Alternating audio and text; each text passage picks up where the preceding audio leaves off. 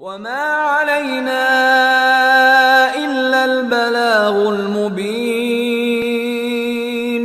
ہماری ذمہ داری تو بس صاف صاف پیغام پہنچا دینا ہے. صدق اللہ العلی العظیم.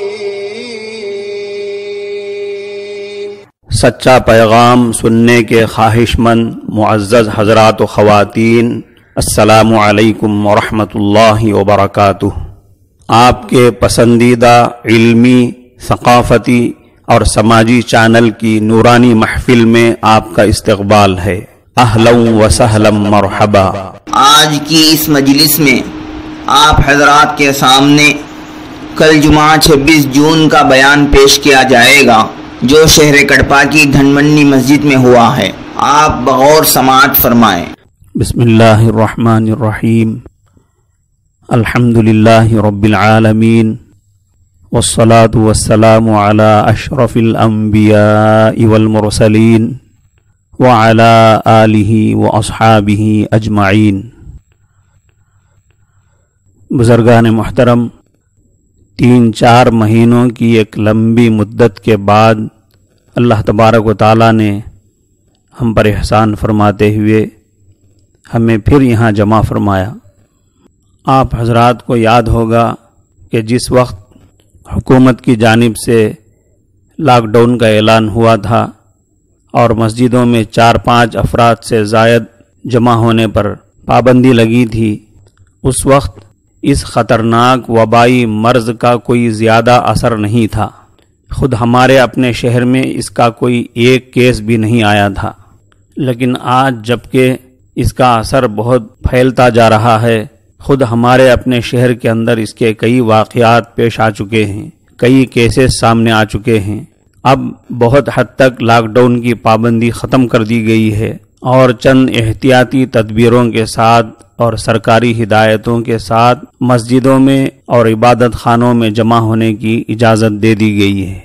اسی لیے میں نے اس کو اللہ کا ایک احسان بتلایا کہ جب اس کے اثرات نہیں تھے، کوئی واقعہ پیش نہیں آیا تھا، ہمارے شہر میں کوئی متاثر نہیں ہوا تھا اور بہت سارے شہروں کا بھی یہی حال تھا، اس وقت پابندی لگا دی گئی. مگر اس وقت جبکہ دن بدن کیسز بڑھتے جا رہے ہیں، اب مسجدوں میں جمع ہونے کی اجازت دے دی گئی ہے. یہی ہے اللہ کا احسان کہ اب عبادت کے لیے اللہ کے گھر کا نورانی ماحول ملے گا، جماعت کی فضیلت ملے گی اور دینی باتیں سننے کا موقع ملے گا. اب اس مختصر سے وقت میں ہمیں بس 2-3 باتوں پر غور کرنا ہے. یہ جو 3-4 مہینوں سے انتہائی خطرناک وبا پھیلی ہے یا پھیلائی گئی ہے، بہر صورت یہ انتہائی خطرناک وبا تقریباً پوری دنیا کو اپنے لپیٹ میں لے چکی ہے. اب اس پر ہمیں غور کرنے کی ضرورت ہے کہ کیا یہ وبا کوئی معمول کی چیز ہے، معمولی بات ہے، معمولی بیماری ہے، یا پھر ہم اس کو ایک عذاب قرار دے سکتے ہیں جو اللہ کی طرف سے بھیجا گیا ہے. چاہے کسی انسان دشمن نے اس وبا کو تیار کر کے پھیلایا ہو، ایک مسلمان ہونے کے لحاظ سے ہم یہی کہیں گے کل من عند اللہ، ہر اچھی اور بری بات اللہ کی طرف سے ہوتی ہے.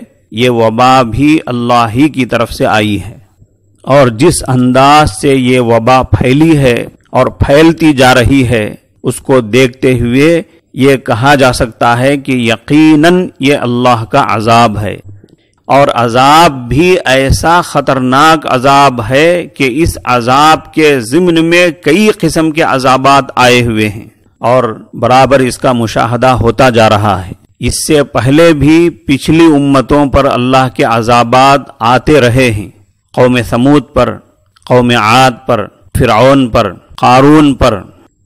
وقارون وفرعون وہامان وَلَقَدْ جَاءَهُمْ مُوسَى بِالْبَيِّنَاتِ فَاسْتَكْبَرُوا فِي الْأَرْضِ وَمَا كَانُوا سَابِقِينَ. پھر کیا ہوا؟ فَكُلًّا أَخَذْنَا بِذَنبِهِ. جب انہوں نے سرکشی کی اور اپنے وقت کے پیغمبر کے راستے کو چھوڑ دیا، اللہ کی اطاعت سے اپنا رخ موڑ لیا، فَمِنْهُمْ مَنْ أَرْسَلْنَا عَلَيْهِ حَاصِبًا ان میں سے بعض پر ہم نے پتھروں کا میہ برسایا، وَمِنْهُمْ مَنْ أَخَذَتْهُ الصَّيْحَةُ، اور ان میں سے بعض کو زور آور سخت آواز نے دبوچ لیا، وَمِنْهُمْ مَنْ خَسَفْنَا بِهِ الْأَرْضِ، اور ان میں سے بعض کو ہم نے زمین میں دھسا دیا، وَمِنْهُمْ مَنْ أَغْرَقْنَا، اور ان میں سے بعض کو ہم نے ڈبو دیا۔ أَلَمْ تَرَ كَيْفَ فَعَلَ رَبُّكَ بِعَادٍ، کیا آپ نے نہیں دیکھا کہ آپ کے رب نے عادیوں کے ساتھ کیا کیا؟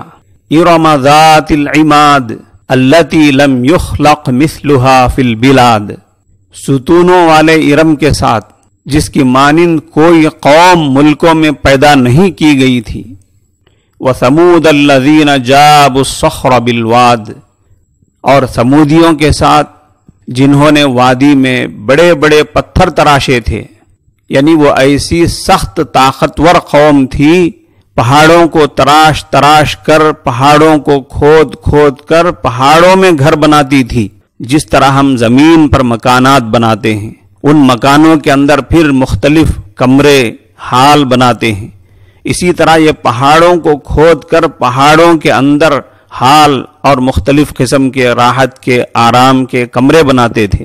وَفِرْعَوْنَ ذِي الْأَوْتَادِ الذین طغوا فی البلاد، کیا آپ نے نہیں دیکھا کہ فرعون کے ساتھ اللہ نے کیا معاملہ فرمایا، جو میخوں والا تھا، یعنی بڑے لشکروں والا تھا، جس کے پاس خیموں کی کثرت تھی جنہیں میخیں گاڑ کر کھڑا کیا جاتا تھا۔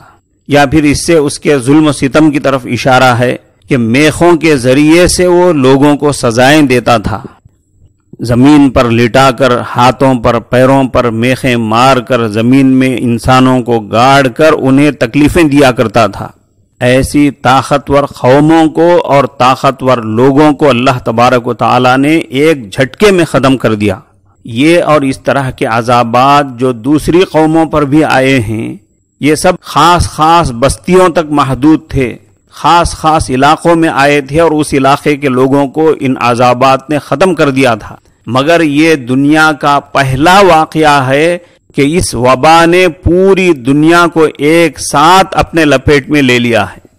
اور عجیب بات ہے کہ وہ عذابات جو پچھلی قوموں پر آئے تھے وہ سامنے سے نظر آ رہے تھے، بارش کی شکل میں، سیلاب کی شکل میں، پتھروں کی بارش کی شکل میں، مختلف شکلوں میں نظر آ رہے تھے، لیکن یہ وبا ایسی عجیب و غریب اور ایسی لطیف ہے کہ آنکھوں سے دیکھی نہیں جا سکتی ہے، لیکن اتنی خطرناک ہے سپر پاور بھی اس کو دفع نہیں کر سک رہا ہے۔ قوم سمود کے لوگ کہتے تھے من اشد منا قوہ، بتاؤ آج دنیا میں ہم سے بڑھ کر طاقت رکھنے والا کون ہو سکتا ہے؟ لیکن جب ان پر عذاب آیا تو کیا ویسی طاقتور قوم اس عذاب کو دفع کر سکی؟ اس زمانے میں بھی قوم سمود کے وارث موجود ہیں جو ایسے دعوے کرتے ہیں کہ جیسی ایٹمی طاقت ہمارے پاس ہے کسی کے پاس نہیں ہے، جیسا میڈیکل ٹریٹمنٹ ہمارے پاس ہے کسی کے پاس نہیں ہے۔ اللہ تبارک و تعالیٰ نے ایسی دعوے دار قوموں کے اوپر ایسی وبا کو بھیج دیا جس کا آج تک انہوں نے علاج نہیں پہچانا ہے۔ اسی کو کہتے ہیں اللہ کی قدرت، اللہ کی طرف سے بھیجا گیا عذاب۔ جب ہمیں یہ بات سمجھ میں آ گئی کہ یقیناً یہ وبا اللہ کا عذاب ہے، تو اب اس وبا سے، اس عذاب سے بچنے کے لیے ہمیں کیا کچھ کرنے کی ضرورت نہیں ہے؟ ایمان والے ہونے کے ناطے ہمیں اس پر غور کرنا چاہیے کہ یہ چاہے کرونا ہو یا اس جیسی اور دوسری بیماریاں اور دوسری قسم کے عذابات، ان کا حل کیا ہے؟ سائنسی لحاظ سے اس کا حل کیا ہے وہ سائنٹسٹ سوچیں۔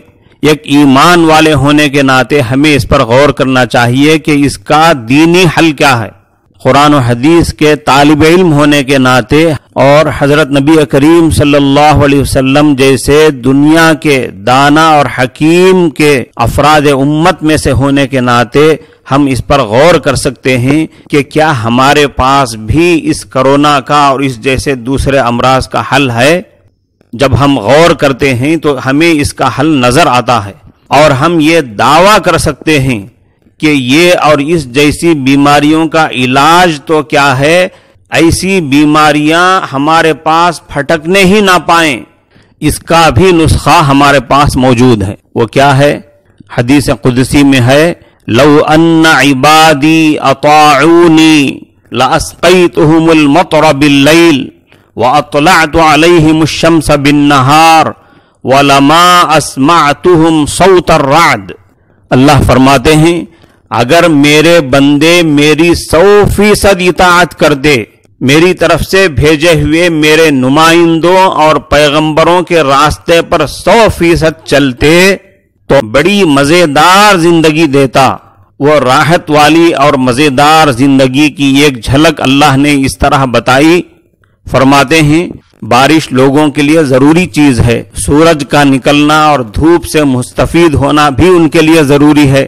اگر دن میں بارش ہو جائے، دھوپ نہ نکلے تو اس کی وجہ سے ان کو نقصان ہوگا، وہ اپنے کام کاج پر نہیں جا سکیں گے۔ اس لیے اللہ فرماتے ہیں اگر میرے بندے 100% میری اطاعت کرتے، فرما برداری کرتے، تو میں بارش رات میں برسا کر ان کو سیراب کرتا اور دن میں سورج نکالتا، دھوپ سے ان کو مستفید کرتا اور بجلی کی گرج بھی ان کو نہیں سناتا۔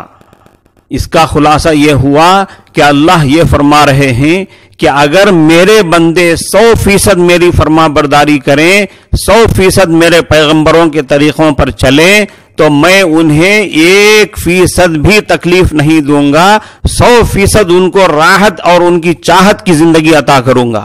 تو معلوم ہوا کہ اللہ کی 100% فرما برداری سے، دین پر 100% چلنے سے نہ کرونا آئے گا، نہ روزی کی تنگی کا رونا آئے گا۔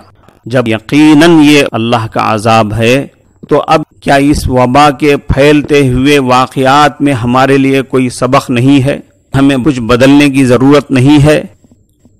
یقیناً ہمیں بدلنا ہے۔ اگر اب بھی ہم نہیں بدلیں گے تو پھر اللہ اس سے بڑا عذاب بھیجیں گے۔ وَلَنُذِيقَنَّهُم مِّنَ الْعَذَابِ الْأَدْنَىٰ دُونَ الْعَذَابِ الْأَكْبَرِ لَعَلَّهُمْ يَرْجِعُونَ۔ بڑے عذاب سے پہلے ہم چھوٹے چھوٹے عذابات بھیجتے ہیں تاکہ لوگ بدل جائیں، اللہ کی طرف رجوع ہو جائیں۔ مگر جب رجوع نہیں ہوں گے تو پھر جو بڑا عذاب آئے گا وہ ایسا خطرناک ہوگا کہ بچ کر بھاگنے کے لیے راستہ بھی نہیں ملے گا۔ لیکن جب ہم پلٹ کر اپنی قوم کو دیکھتے ہیں تو ان کی حالتوں سے، ان کی حرکتوں سے، ان کی غفلتوں سے ایسا لگتا ہے کہ یہ قوم بدلنا نہیں چاہتی ہے، بدلنے کے لیے تیار نہیں ہے، جبکہ دنیا بہت بدل رہی ہے۔ خاص طور پر جب سے یہ وبا پھیلی ہے اور پھیلنے لگی ہے، دنیا بہت بدل چکی ہے اور بہت تیزی سے بدلنے جا رہی ہے، مگر ہماری قوم بدلنے کے لیے تیار نہیں ہے۔ لاک ڈاؤن کی وجہ سے جب حالات تنگ ہوئے، حالات اتنے تنگ ہوئے کہ اچھوں کے حالات تنگ ہو گئے۔ جو دوسروں کو دیتے تھے، جو مسجدوں اور مدرسوں کو تعاون کرتے تھے، چندے دیتے تھے، وہ خود مانگنے پر مجبور ہو گئے۔ ایسے حالات کے پیش آنے کے بعد ایسا لگتا تھا کہ ہماری قوم بہت جلد سدھر جائے گی اور بہت اچھی طرح سدھر جائے گی اور اپنے حالات بدل لے گی، لیکن بہت دور دور تک امید نظر نہیں آ رہی ہے۔ چند گنے چنے لوگوں کے توبہ کر لینے سے کوئی خاص فرق نہیں پڑتا۔ اپنے آپ کو بدلنے والے، توبہ کرنے والے اور اپنے حالات کو سدھارنے والے چند گنے چنے لوگ تو ہر قوم میں رہے ہیں، ان قوموں میں بھی رہے ہیں جن قوموں کے اوپر عذاب آیا تھا، لیکن ان چند گنے چنے لوگوں کے بدلنے کی وجہ سے، توبہ کر لینے کی وجہ سے وہ عذاب رفع دفع نہیں ہوا۔ جن دنوں میں حالات بہت ٹائٹ چل رہے تھے، 24 گھنٹے گھروں میں رہنا پڑتا تھا، ایسے انتہائی نازک وقت میں بھی بہت سارے مسلمان اپنے گھروں میں رہتے ہوئے نماز نہیں پڑھ رہے تھے، یا پھر ان کی نمازیں قضا ہو رہی تھیں، خاص طور پر فجر کی نماز۔ کیا اس سے بڑی کوئی نافرمانی ہو سکتی ہے کہ اللہ کے جس حکم کو، جس فرض کو آدمی آسانی کے ساتھ ادا کر سکتا ہے اس کو بھی ادا نہ کرے، اور وہ بھی عذاب کے دوران؟ اس سے بڑی اللہ کی نافرمانی اور اللہ سے بے خوفی کیا ہو سکتی ہے؟ خاص طور پر ہمارے نوجوانوں کی حالت بہت ہی مایوس کن نظر آتی ہے۔ اذان ہو چکی ہے، جماعت کا وقت قریب ہے، مسجد ہی کے قریب، مسجد ہی کے راستے میں 10-15 نوجوان کیرم کھیل رہے ہیں۔ کچھ کھیلنے والے، کچھ تماشا دیکھنے والے، کچھ بکواس کرنے والے، اور اسی بکواس اور بات چیت میں گالی گلوچ بھی ہو رہی ہے۔ لوگ نماز کے لیے جا رہے ہیں اور یہ بچے کسی دوسری قوم کے نہیں ہیں۔ مسجد میں جماعت ہو رہی ہے، مسجد کی کھڑکیوں سے گانے بجانے کی آواز آ رہی ہے۔ جب دیکھا گیا تو مسجد ہی کے چبوترے پر کچھ مسلمان نوجوان گانا بجانا کر رہے ہیں۔ مسجد میں جماعت کھڑی ہونے والی ہے، اقامت شروع ہونے والی ہے۔ مسجد ہی کے بازو میدان میں 10-12 بچے کرکٹ کھیل رہے ہیں۔ جب امام صاحب کو محسوس ہوا کہ نماز میں خلل ہوگا تو ان کو اذان کے مائک سے ان بچوں کو منع کرنا پڑا اور مسجد میں آنے کی درخواست کرنی پڑی۔ 24 گھنٹے لاک ڈاؤن کا دور چل رہا ہے، رمضان کا مقدس مہینہ ہے۔ آدھی رات میں عورتیں کپڑوں کی دکان کو جا کر دکان کھلوا کر کپڑے خرید رہی ہیں۔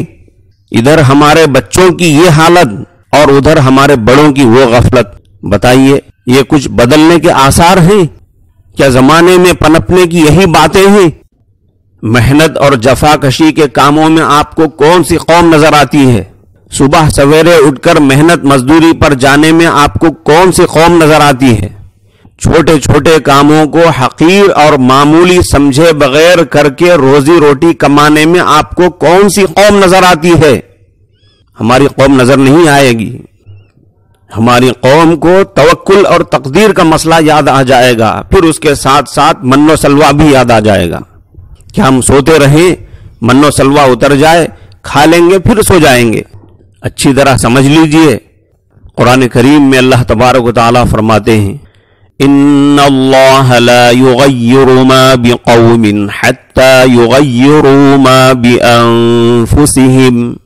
دوسری جگہ فرمایا گیا ذالک بأن اللہ لم یک مغیرا نعمتا انعمها على قوم حتی یغیروا ما بانفسہم وان اللہ سمیع علیم۔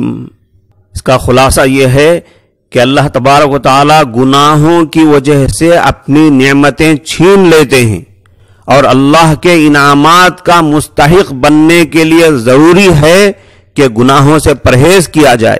گویا تبدیلی لانے اور بدلنے کا مطلب یہ ہے کہ قوم گناہوں کا راستہ چھوڑ کر، غفلت چھوڑ کر اللہ کی اطاعت کا راستہ اختیار کرے اور حضرت نبی کریم صلی اللہ علیہ وسلم کی سنتوں پر زندگی گزارنے کا راستہ اختیار کرے۔ خدا نے آج تک نہیں بدلی اس قوم کی حالت جسے نہ ہو خیال خود اپنی حالت بدلنے کا۔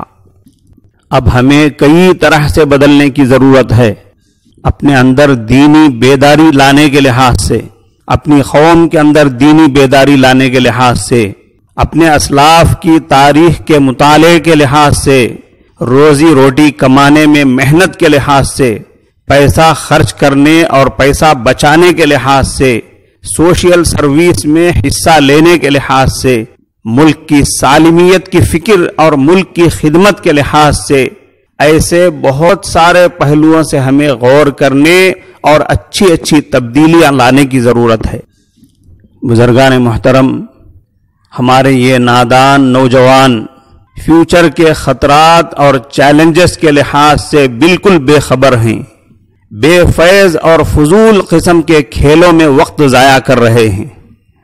ہم اس خوش فہمی میں نہ رہیں کہ صرف چند ایک مسجدوں کے بیانوں سے قوم میں تبدیلی آ جائے گی اور سدھار ہو جائے گا۔